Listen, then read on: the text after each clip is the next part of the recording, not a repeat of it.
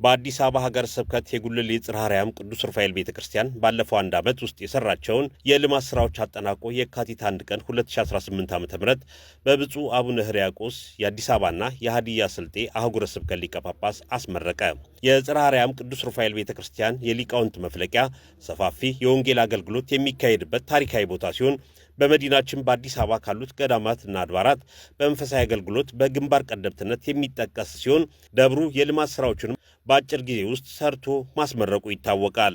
የጽርሐ አርያም ቅዱስ ሩፋኤል ቤተክርስቲያን የተሰራው ልማት ቅጥረ ግቢውን ለመንፈሳዊ አገልግሎት የሚመች አድርጎ መገንባት፣ ምዕመናን የሚያስቀድሱበት መጠለያ በመስራት በአንድ ዓመት ጊዜ ውስጥ ተሰርቶ መጠናቀቁ በጋራ ተግባብቶና ተናቦ ከመስራት የተነሳ የተገኘ ውጤት መሆኑን የገለጹት የደብሩ ልማት ኮሚቴ ሰብሳቢ አቶ አማረ መኮንን አያይዘውም የደብሩ ስብከተ ወንጌል ከልማት ኮሚቴው ጋር በመሆን ያደረጉት አስተዋጽኦ እጅግ ከፍተኛ ድርሻ የሚይዝ መሆኑን ገልጸዋል። በተለይም ለልማቱ መሳካት አስተዋጽኦ ያደረጉት መጋቢ አዲስ ቀሲስ ትጉህ መሐሪ ምዕመናንን በማስተባበር በዘማሪ ክብካብ ስርጉ በተዘጋጀው የዘማሪ አልበም በሀገር ውስጥና በውጭ ያሉ የቅዱስ ሩፋኤል ልጆች ባለሀብቶችና ምዕመናን ላደረጉት አስተዋጽኦ ምስጋናቸውን አቅርበዋል። የተቀመጡትን ስራዎች ለመስራት ከአካባቢው ምዕመናን ከባለ ሀብቶች ውጪ ከሀገር ከሚገኙ የቅዱስ ሩፋኤል ወዳጆች በቀጥታ በገንዘብ የተሰበሰበና በአይነት የተሰጠ እንዲሁም ከልማት ኮሚቴው አባላት የተደረገ ሙያዊ አስተዋጽኦ በተጨማሪም የአካባቢው ሰው በጉልበት በነፃ የሰጠው አገልግሎት ተሰልቶ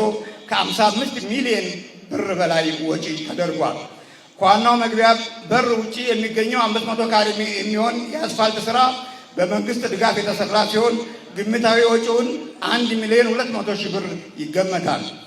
ብፁዕ አባታችን በመጨረሻ ሶስት ሰዎችን እንዳመሰግን ይፈቀድልኝ። በቁጥር 1 የደብራችን ሰበካ ጉባኤ ምክትል ሊቀመንበር ኢንጂነር ዲያቆን ዮሐንስ በርናባስ እንደ ልማት ኮሚቴ አንድም ቀን ቅሬታ ያለበት ውይይት እንዳይኖር በማድረግ በፍቅር ጀምረን በፍቅር እንድንጨርስ ከፍተኛውን ድርሻ ስለወሰዱ ታላቅ ምስጋና እናቀርባለን።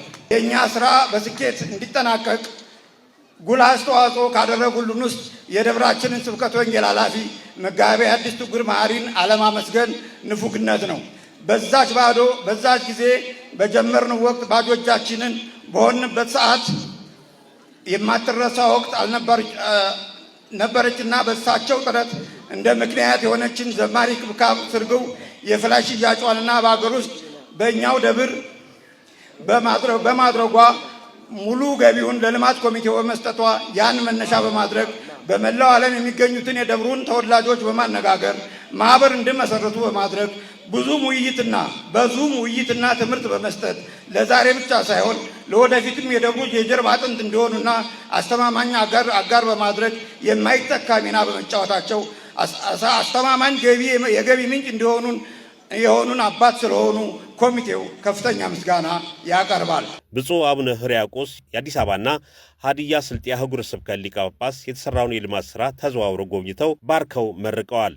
ብፁዕነታቸው ባስተላለፈው መልእክት የዚህን ታሪካዊና ጥንታዊ ቤተክርስቲያን የልማት ስራ እንዲሰሩ ቅጥረ ግቢውንም ለመንፈሳዊ አገልግሎት ምቹ እንዲሆን በማድረግ የድካማችሁን ፍሬ በማየታችሁ እንኳን ደስ አላችሁ ብለዋል።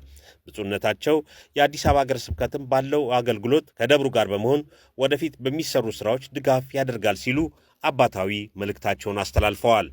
ለዚህም ስራ የተሳተፉ በርካታ ምዕመናን በሀገር ውስጥም በውጭም ያሉትን ሲመሰገኑ ሰምተናል።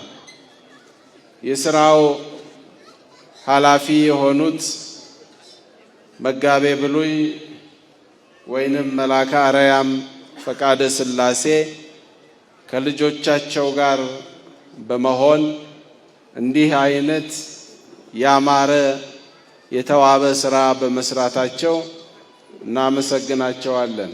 የክፍለ ከተማው ስራ አስኪያጅ፣ ሌሎችም ሰራተኞች፣ መጋቤ ሰናያት የቻለው ማለቴ ነው። ሁሉንም ቅድም ሲመሰገኑ ስለሰማን ሁሉንም እናመሰግናለን። እግዚአብሔር ይስጥልን። በፍቅር የምትመሩ የደብሩ ማህበረ ካህናት ሁላችሁም፣ የሰንበት ትምህርት ቤት ተማሪዎችም እናመሰግናችኋለን። የተሰሩ የተጠናቀቁ ስራዎች አይተናል። ተሰርተው ደግሞ ለመጠናቀቅ ጫፍ ላይ የደረሱ ስራዎችንም አይተናል።